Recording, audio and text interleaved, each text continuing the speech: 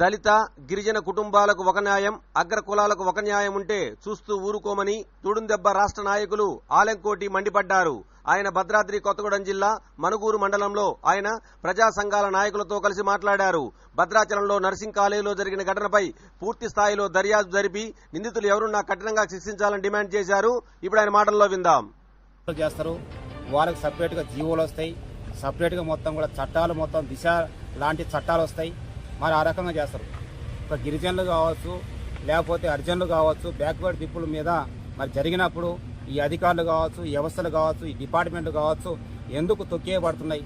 ఇక్కడున్న స్థానిక ఎమ్మెల్యే కూడా ఇదేదో మొత్తం కూడా క్యాజువల్గా జరిగినట్టుగా చిత్రీకరణ చేస్తుండ్రు. రాజకీయ పార్టీలు కావచ్చు, లేకపోతే కొంతమంది వ్యక్తులు కావచ్చు, ఇలా చేస్తుండ్రు.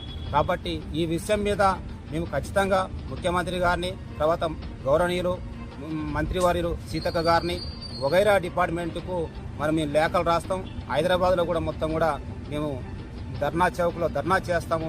ఈ సమస్య ఇంతటితో వదలము.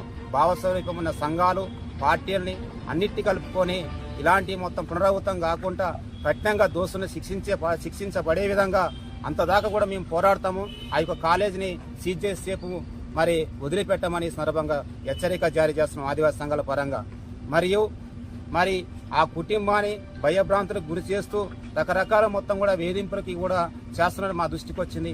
మరి సోషల్ మీడియాలో కూడా పోలీసు డిపార్ట్మెంట్ వారు మాకు కూడా ఫోన్ చేశారు. ఇంటెలిజెన్స్ కావచ్చు, ఇక్కడ భద్రాచలం సీఏ గారు కావచ్చు, మరి మీరు ఎలక్షన్ కోడ్లో ఉల్లంఘించొద్దు, మాకు ఇబ్బంది కావద్దంటారు. మరి ఎలక్షన్ కోడ్లో చనిపోయినప్పుడు ఆ యొక్క దోస్తుల్ని మీరు కఠినంగా శిక్షించాలి కదా, మా దాకా ఎందుకు మరి పని పెడుతుండ్రు?